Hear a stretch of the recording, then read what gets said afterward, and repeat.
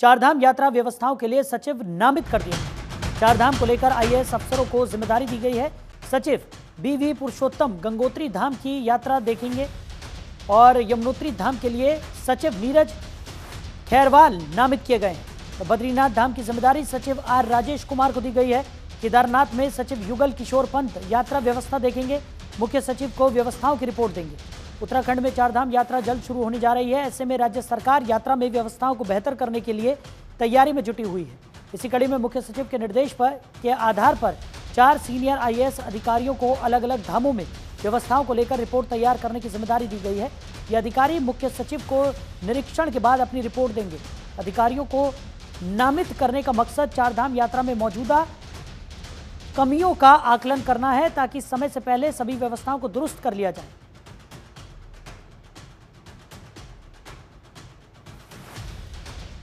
खबर पर ज्यादा जानकारी के साथ हमारे सहयोगी हरीश खनेड़ा हमारे साथ जुड़ गए। हरीश, चारधाम यात्रा की शुरुआत होने जा रही है, ऐसे में तमाम तैयारियों को लेकर सरकार पूरी तरह से सजग नजर आ रही है। जिम्मेदारियां यहां पर अधिकारियों को दी जा रही है और लगातार कोशिश है कि जो भी खामियां यहां पर बची हुई है उन्हें जल्द से जल्द उनमें सुधार किया जा सके और उन खामियों को दूर किया जा सके। देखिए साहिल, चारधाम यात्रा की तैयारियां हो रही हैं और क्योंकि अब यात्रा बहुत नजदीक है और जिस तरह से चाहे यात्रा रूट हो या इसके अलावा हो, सरकार की कोशिश है कि किस तरह से यात्रा मार्ग को दुरुस्त करना है और यात्री ज्यादा से ज्यादा संख्या में उत्तराखंड पहुंच सके, इसके लिए तमाम तैयारियां भी की जा रही हैं। मुख्यमंत्री ने खुद समीक्षा बैठक की है और पूर्व जो सीएस रही हैं राधा रतुड़ी, उन्होंने भी इस संबंध में बैठक की है। हालांकि अब जो अधिकारी हैं, सीनियर आईएएस अधिकारी हैं, उनको जिम्मेदारी दी गई है। अलग अलग धामों की जिम्मेदारी सभी अधिकारियों को दी गई है।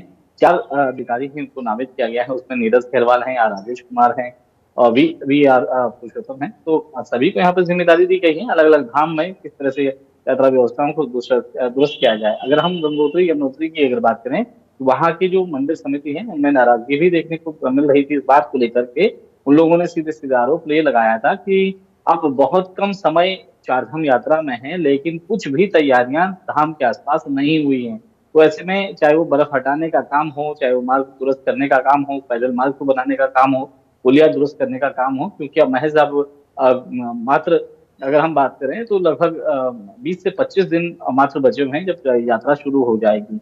वैसे में गंगोत्री यमुनोत्री की अगर बात करें तो वहाँ के जो तीर्थ पुरोहित हैं, वहाँ के जो पंडा पुरोहित हैं, उनमें नाराजगी भी देखने को मिल रही थी। इधर केदारनाथ और बद्रीनाथ की अगर बात करें तो यहाँ पर पहले ही कार्य चल रहा है और अगर हम मास्टर प्लान की अगर बात करें तो बद्रीनाथ क्षेत्र में जो काम है वो किया जा रहा है। और हालांकि इसका निरीक्षण करने के लिए खुद जिलाधिकारी जो संदीप तिवारी हैं चमोली, वो पहुंचे थे और उन्होंने यात्रा का जायजा भी लिया था। यात्रा की जो व्यवस्थाएं हैं, किस तरह से लोगों की वहां पर व्यवस्थाएं की जाएंगी, उसको लेकर के एक उन्होंने जायजा किया था। अगर दूसरी बात करें तो केदारनाथ में भी जो रूट है वो देखा जा रहा है। तो ये संभवतः ये जिस तरह से अगर बात करें तो सरकार की कोशिश है कि ज्यादा से ज्यादा यात्री पहुंच सके और उनको अच्छी व्यवस्था यहाँ पर देखेंगे। लेकिन ये तभी संभव होगा जब यात्रा रूट पूरी तरह से दुरुस्त हो पाएंगे। जी साहब।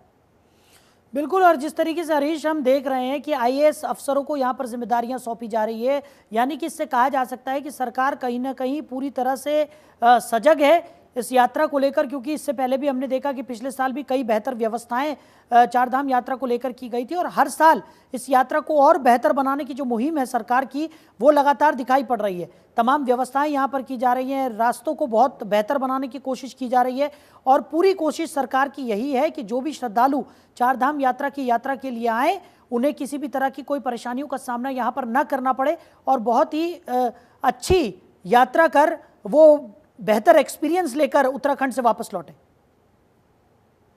सर देखिए, सरकार की मंशा तो यही है कि लोग अच्छा एक्सपीरियंस लेके यहाँ से लौटे हैं और बड़ी संख्या में लोग पहुंचे हैं, उनमें किसी तरह से कोई दिक्कत ना हो। लेकिन जैसे मैंने बताया कि जो गंगोत्री यमुनोत्री है, वहाँ की जो मंदिर समिति है, वो उनमें उन लोगों में नाराजगी इस बात को लेकर के, क्योंकि अब बहुत कम समय यात्रा में बचा हुआ है। यात्रा जब कपाट खुल जाएंगे उससे पहले जो यात्री जो व्यवस्थाएं होनी चाहिए थी वो हो नहीं पाई। तो इस बात की उन लोगों ने नाराजगी जताई है और उन्होंने कहा है कि अगर इस तरह से रहा तो वो इसका विरोध भी करेंगे। और उन्होंने सीधे तौर पे कहा कि वो यात्रियों को क्योंकि व्यवस्थाएं ना होने के अभाव में यहाँ पर जो दर्शन है, दर्शन के लिए कपाट तो खोलेंगे लेकिन किसी भी यात्री को यहाँ पर पहुंचने नहीं देंगे। इस तरह का आरोप गंगोत्री यमुनोत्री धाम के लोगों ने लगाया है। और उनके जो पंडित पुरोहित हैं उन्होंने लगाए हैं। लेकिन बहरहाल अब सरकार कहीं ना कहीं इस पूरे मामले को संज्ञान लिया है, और ऐसे में उन धामों की अगर बात करें, चाहे चारों धाम की अगर बात करें, गंगोत्री, यमुनोत्री और बद्रीनाथ और केदारनाथ की अगर बात करें साहिल, तो सभी जगहों में जो आईएएस अधिकारी हैं उनको नामित किया गया है। उनको विशेष यात्रा अधिकारी की जिम्मेदारी दी गई है, चाहे वो राजेश कुमार हो, चाहे वीवी पुरुषोत्तम हो या नीरज खैरवाल हो, सभी को यहाँ पर जिम्मेदारियां दी गई हैं। तो ये जिम्मेदारी इसलिए दी गई है ताकि यात्रा शुरू होने से पहले जो यात्रियों की आने जाने की सुविधाएं हों वो यहाँ पर मुहैया हो सके, उनकी अच्छी व्यवस्थाएं हो सके, और जैसे आपने कहा कि किस तरह से जो लोग यहाँ पर पहुंचेंगे वो एक अच्छा संदेश लेकर यहाँ से जाएंगे। तो इसकी तरफ अब सरकार भी जो इस पहल को इसलिए माना जा सकता है क्योंकि किसी भी तरह से जो यात्री यहाँ पर आने वाले हैं उनको कोई परेशानी ना हो, कोई दिक्कत ना हो। तो इसलिए जो आईएएस अधिकारी हैं, चारों धाम की जो जिम्मेदारी है उनको दी गई है। जी चलिए हरीश, आप बने रहिए हमारे साथ, आगे भी आपसे हम जानकारी लेंगे। आगे बढ़ते हैं। चारधाम यात्रा की तैयारियां जोरों पर हैं और केदारनाथ के लिए हेली सेवा की बुकिंग शुरू होगी। 8 अप्रैल से हेली सेवा की ऑनलाइन बुकिंग शुरू हो रही है। आईआरसीटीसी जल्द वेबसाइट का लिंक जारी करेगा। तो केदारनाथ धाम के लिए हेली सेवा की ऑनलाइन बुकिंग 8 अप्रैल से शुरू हो जाएगी। उत्तराखंड नागरिक उड्डयन विकास प्राधिकरण और आईआरसीटीसी ने इसकी पूरी तैयारी कर ली है। बुकिंग के लिए आईआरसीटीसी जल्द वेबसाइट का लिंक जारी करेगा। 2 मई को बाबा केदारनाथ धाम के कपाट श्रद्धालुओं के लिए खुल रहे हैं। बड़ी संख्या में देश विदेश से आने वाले श्रद्धालु हेलीकॉप्टर केदारनाथ धाम से जाते हैं, जिसके लिए ऑनलाइन टिकट बुकिंग की सुविधा दी जाती है।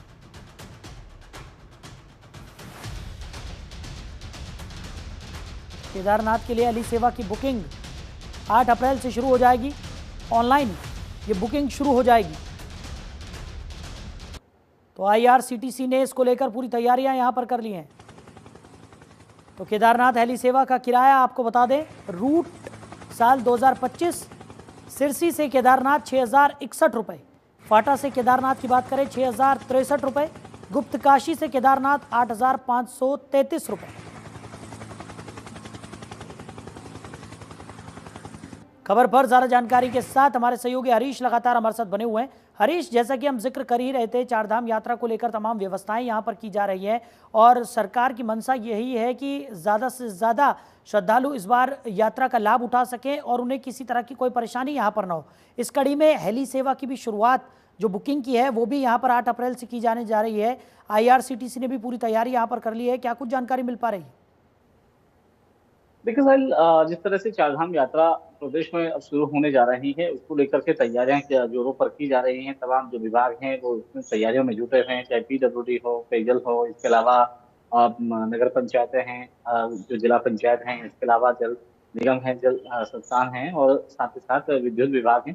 तो तमाम ऐसे विभाग हैं जिनको एक छत के नीचे काम करना यहाँ पर दिख रहा है कि किस तरह से यात्रा की जो व्यवस्थाएं हैं उसको किया जाए। इधर हम केदारनाथ की अगर बात करें तो भगवान केदारनाथ के जो कपाट हैं वो मई माह में खुलने जा रहे हैं, यानी कि शुरुआत में खुलने जा रहे हैं। तो ऐसे में अब किस तरह से यात्रा व्यवस्थाओं को और सुलभ किया जाए, किस तरह से यात्रियों की जो यात्रा है उसे और सरल किया जाए, इसके लिए आईआरसीटीसी ने जो तैयारियां हैं वो शुरू कर ली हैं।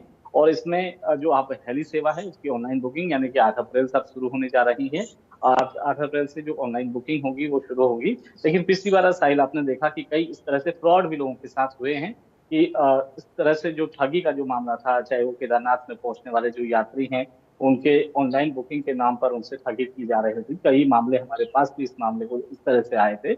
लेकिन इस बार सरकार इस तरह से इस पर बिल्कुल निगरानी बनाए हुए हैं। जिला प्रशासन को इसकी जिम्मेदारी दी है, उड्डयन विभाग को इसकी जिम्मेदारी दी गई है, और उसमें इस तरह से जो फ्रॉड करने वाले लोग हैं उनके ऊपर भी कार्रवाई की जाएगी, उनके ऊपर सरकार की पैनी नजर भी रहेगी। और ऐसे में उन लोगों को कहीं भी इस तरह के लोग अगर पाए जाते हैं तो उन पर कार्रवाई भी की जाएगी। दूसरी तरफ अगर हम चारधाम यात्रा की बात करें, चारधाम यात्रा का सबसे महत्वपूर्ण जो पड़ाव है तो श्रीनगर है, और इसके अलावा देहरादून की बात करें तो यहाँ से भी हेली सेवा सुविधा मुहैया करवाने की कोशिश की जा रही है। इसके अलावा जो केदारनाथ धाम पहुंचने वाले जो लोग हैं उनके, चाहे वो खाटा हो या अगस्त्यमुनि हो तो सिरसा हो, यहाँ से उनके लिए भी हेली सुविधाएं जो है वो उपलब्ध कराई जा रही हैं, ताकि जो लोग हैं वो बड़ी संख्या में केदारनाथ के दर्शन कर पाएं, केदारनाथ धाम पहुंच पाएं और यहाँ पर अपनी पूजा अर्चना कर सकें। जी चलिए हरीश, हमारे साथ जुड़ने के लिए, इन तमाम जानकारियों के लिए आपका बहुत शुक्रिया।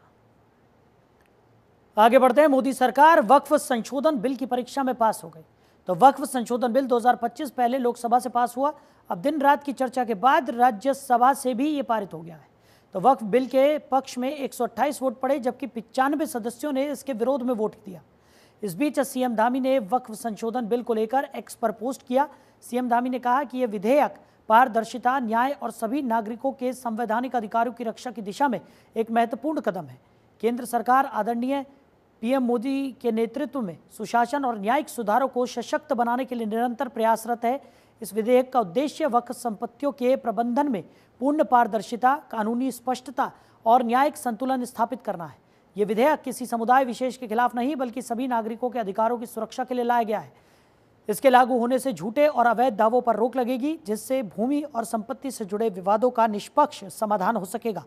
साथ ही ये सुनिश्चित किया जाएगा कि वक्फ संपत्तियों का दुरुपयोग न हो और वो समाज के व्यापक हित में उपयोग की जाए। उधर हल्द्वानी में राज्य के उच्च शिक्षा मंत्री धन सिंह रावत ने इंदिरा प्रियदर्शनी महिला डिग्री कॉलेज में परीक्षा भवन का शिलान्यास किया। लगभग 541 लाख रुपए की लागत से बनने वाले नए परीक्षा भवन का भूमि पूजन हुआ। इस दौरान राज्य के उच्च शिक्षा मंत्री धन सिंह रावत ने पत्रकारों से बातचीत करते हुए बताया, महिला महाविद्यालय में परीक्षा के दौरान छात्राओं को दिक्कत होती थी, कम जगह में परीक्षाएं आयोजित की जाती थी। ऐसे में अब इस नए भवन के बनने से परीक्षा के दौरान छात्रों को कोई दिक्कत नहीं होगी। हमारी सरकार ने पूरे प्रदेश में 18 डिग्री कॉलेजों को परीक्षा भवन दिए हैं। लगभग 5.5 करोड़ रुपए की लागत से एक बन रहा है। उसका मेन मकसद यह है कि लगभग 500 बच्चे एक परीक्षा हॉल में परीक्षा दे सकते हैं। वो मल्टीपर्पज़ भी रहेगा, कभी कोई कार्यक्रम होगा तो वहाँ पे किया जा सकता है।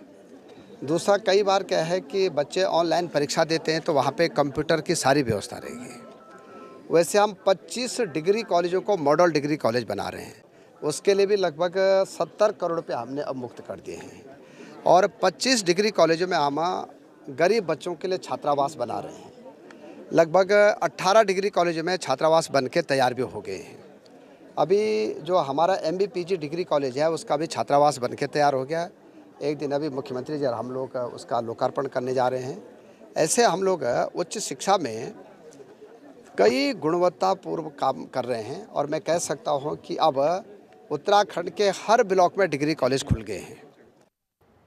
उधर कांग्रेस प्रदेश प्रवक्ता गरिमा दसोनी ने बीजेपी प्रदेश अध्यक्ष महेंद्र भट्ट की तुलना गिरगिट से करते हुए कहा कि महेंद्र भट्ट को देखकर गिरगिट भी शर्मा जाएगा।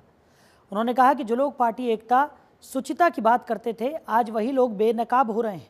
आपको बता दें कि सदन में त्रिवेंद्र सिंह रावत के द्वारा दिए गए बयान के बाद महेंद्र भट्ट ने नेताओं से सोच समझकर बयानबाजी करने को कहा था।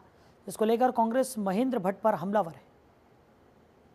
ये घमासान देखकर वाकई बहुत मजा आ रहा है कि जो लोग अनुशासन की बड़ी बड़ी बातें करते थे, राजनीतिक शुचिता की बड़ी बड़ी बातें करते थे और पार्टी के अंदर एकता की बड़ी बड़ी बातें करते थे, आज वो बेनकाब हो रहे हैं जनता, मीडिया और विपक्ष के सामने। और महेंद्र भट्ट के लिए तो मुझे ये कहना है कि गिरगिट भी शर्मा रहा होगा आपका रंग बदलना देखकर। मतलब आपने गिरगिट को भी पछाड़ दिया, क्योंकि कल आपका बयान जो आपने मोर्चा त्रिवेंद्र रावत के खिलाफ खोला हुआ था, वो बयान आया कि लोगों को अपनी वाणी पर कंट्रोल होना चाहिए और जनप्रतिनिधि को सोच समझकर बोलना चाहिए। ये वो कह रहा है जो व्यक्ति खुद राज्य आंदोलनकारियों को और भूतपूर्व सैनिकों को सड़क छाप कह चुका हो। और ऐसे में आज जब हाईकमान का डंडा आया होगा और दलित वोट खिसकते हुए नजर आए होंगे, तो ऐसे में अपने बयान से पलटते हुए नजर आ रहे हैं महेंद्र भट्ट और ये कहते हुए नजर आ रहे हैं कि मेरे सांसद ने किसी का नाम नहीं लिया।